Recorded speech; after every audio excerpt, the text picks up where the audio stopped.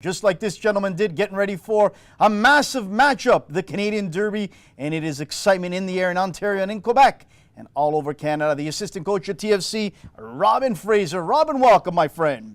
Thank you, Anthony. How are you? Very good. I couldn't be better. The country's excited. I'm sure both teams are ready to get it going. Let's talk about the preparation you and your team are doing the last few days with the international break. I'm sure it's not hard to keep the guys focused, but I'm sure that you and Greg have had to bring some new tactics into play to keep them sharp. Talk about it. Well, really, you just hit the nail on the head. We actually had that discussion today that as we watch the team go through training, it was at such a good pace, and they brought such a good level of energy and engagement that they're so motivated that they're just chomping at the bit now, really, to get after it a little bit. In terms of tactics, with a couple of the guys being gone, we've worked on some broader concepts and not been quite as specific, but it's all sticking in keeping to the theme that we've been kind of adhering to, certainly over the last month. Robin, this is going to be an unbelievable matchup. It's going to be veterans against veterans, star against star. It's going to be different style against different style of play, on and on, two young coaches. It's going to be an unbelievable time to be part of this. In your mind, is everyone understanding, the big scope of this, what it means, not just for MLS, but for Canada and for these two cities? Because one of them will be going to the MLS Cup. Yeah, that's been talked about a lot, and as soon as it was evident that we were both going to be in the semifinals, we actually said that's a really cool thing, because being in the U.S., obviously, we don't even think about that. It's just the championship or whatever, but certainly for having been here for almost 2 years now and getting a real sense of appreciation for the fervor that the Canadian fans have, and I think that the excitement about a Canadian team being in the final and having the ability to win an MLS Cup is a really exciting thing. Let's talk about the relationship you and Greg have built over the last couple of years. I've been a supporter of Greg since day one. Many people have taken shots at him on and off the field for his tactics, for his style of play, for the way he's really been conservative in the way he's coached. And I've looked at you, I've watched you, and I've seen you as a calming influence on him to keep him focused and in check. Every time he would ask you for input, you would give it. How important is that you two are on the same page continually in training, in games, and even in the heat of the moment, that he is listening to you in the information that he needs to get? Well, so many different directions to go with this one. Greg and I have been pretty close for a couple of decades now. So having played together, having stayed in touch in all the years we didn't play together, having coached together for as long as we have, I think that we share similar views, but in certain ways we're very, very different. And I think that makes things work. The one thing that we do have is a lot of mutual respect. And, you say Greg has taken some heat about his decisions, about being conservative. I think he's very pragmatic, and he's very, very smart. And he's also very calm under fire. So oftentimes it looks like I'm the one who's keeping him cool, but really he's always looking at things from such a broad perspective that he's able to really, I feel like, overcome a lot of the very tense situations and make very calm decisions. So while I'd love to take credit for a lot of that, I think a lot of that really is Greg. Robin, let's talk about two teams, two guys that I believe are going to be highly motivated for their teams to get them to the final, but also to send a message loud and clear to the MLS head offices, and that is two players, and also to two national teams, Jovinko with TFC, and also Piatti. I really believe they have both been disrespected, slapped on their face to say, no, you're not part of the MVP discussion. No, you're not part of Italy. You're not part of Argentina. Just stay in MLS, stay in that little league there, and don't worry about anything else. I think these guys are going to be motivated, and we're in for a treat to watch this two-legged series. I think without a doubt. I don't even know what I could add to what you just said, because I think the two players are certainly two of the best players in the league and two of the most exciting players in the league. Certainly from our perspective, we feel like there's no way you can have an MVP discussion without Sebastian being in it. Given his numbers, in spite of the games that he missed, and just when you watch him play, obviously he's very different than let's say the average player in the league. Just a tremendous amount of respect for him and his ability and what he can do, and definitely awed by the fact that he's not in the MVP discussion.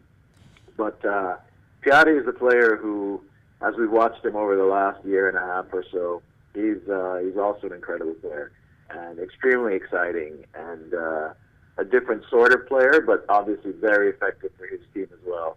And both these guys are great players to watch. I think that there's a bias against MLS that we are fighting to overcome, certainly from countries outside of our continent.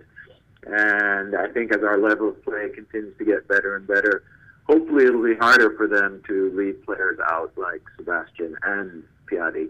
But these are guys who are making their case every single weekend, every time they play. And great players are great players. And even if they believe that the environment isn't what they think it should be, you look at their abilities, and these are guys that deserve a lot of recognition. You know, Robin, guys over the years that have come to MLS had gotten the word that this was a vacation league. I stressed, and I told everyone back home in Italy and all across Europe, the contacts that I have, agents and players and what have you, it is no longer that. And I've been saying that for the last 5 to 7 years. I believe it's getting better and better.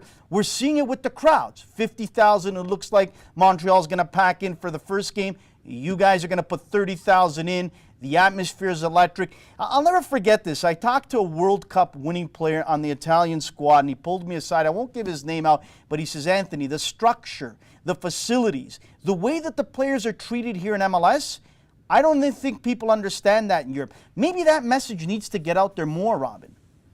I think that you talk about infrastructure and you talk about treatment and things along those lines, and certainly our stadiums are nice.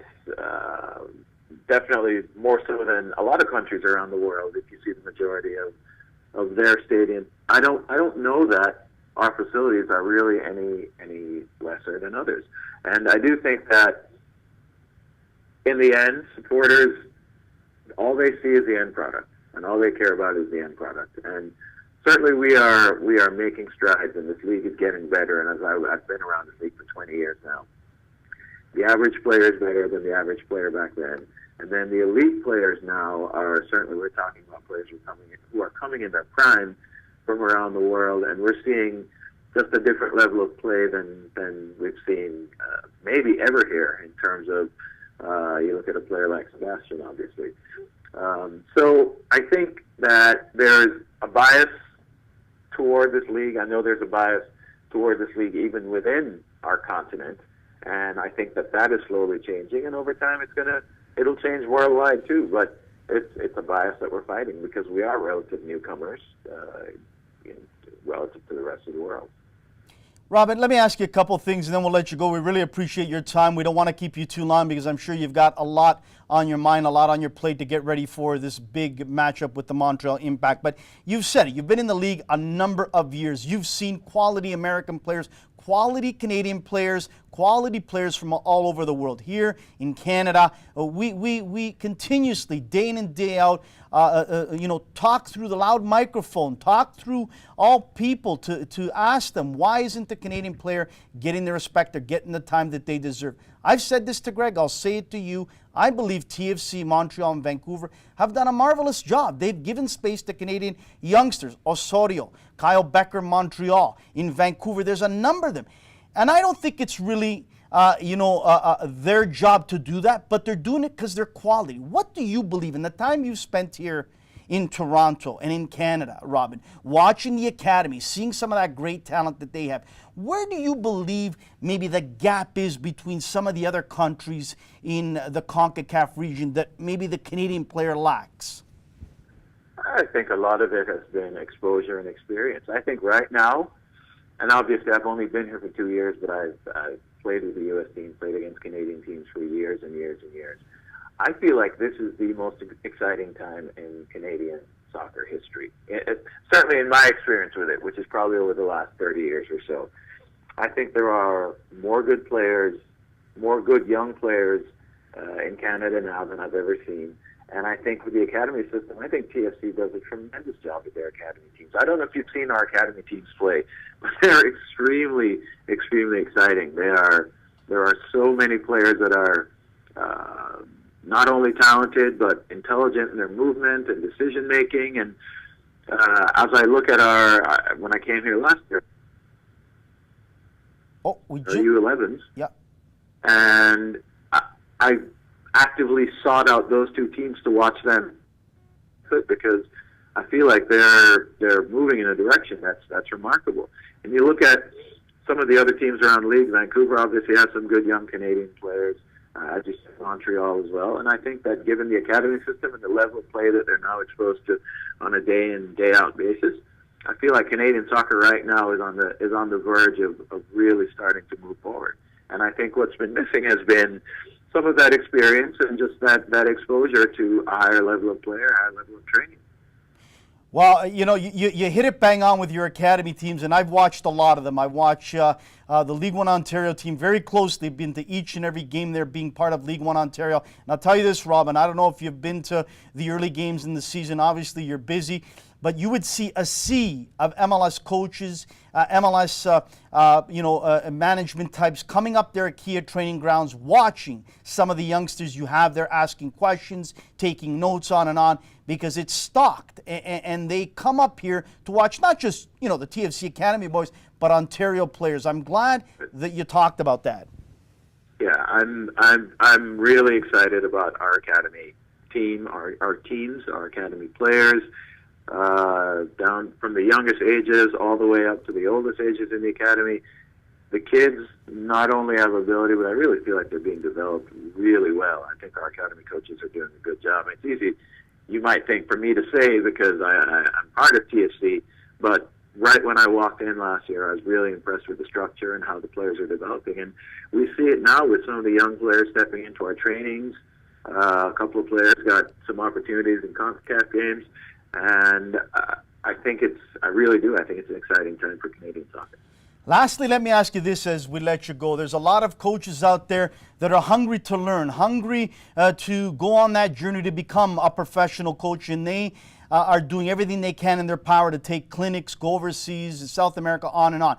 But unfortunately, Robin, there's too many coaches, whether here or down in the US of A. I remember having a long conversation on the show with Fernando Clavillo of FC Dallas, and we talked about a lot of these issues, and I want to get your thoughts as we let you go. I still believe here in Canada and in the US of A that too many youth coaches are stressing the wins and the losses and not development.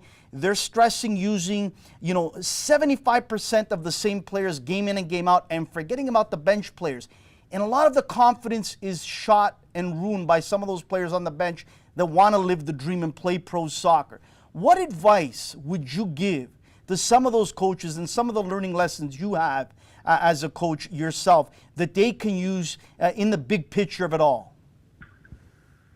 That's also a broad question that could require a really long answer. But I think, and I don't know enough about Canadian youth soccer to speak really from an informed perspective.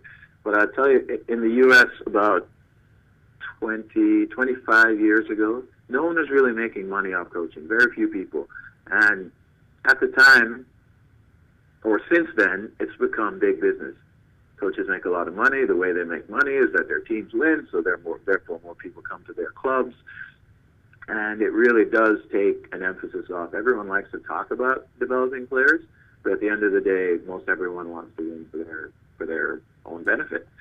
And this is one of the great things I think about the academy system that's now developed even within the MLS, because with players not necessarily paying, it's not being influenced by parents.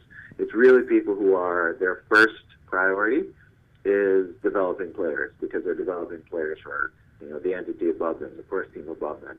And I think that's been a great step in terms of, as you look at the level of play, I think the level of play is rising in the academy, because the emphasis really, as you're talking about, is on the play. And I think just, and again, I don't know how it is in Canada, but I know that in the U.S., as it became big business and people started making a lot of money off it, then it became about, I need to win more because I can take this argument out more and I can get more players into my club. And it's been a battle that's been going on for a while, and I do think that the academy system has been a great step in the right direction in terms of taking the emphasis off winning. Listen, at the end of the day, everyone wants to win. We're all competitive. But I do think it's taking a little of the emphasis off purely winning, but getting players to make good decisions and be able to execute and make good decisions under pressure, which is really ultimately what we're trying to get out of our youth players. Robin, it's been an unbelievable pleasure having you on. Good luck in this massive home-and-home with the Montreal Impact.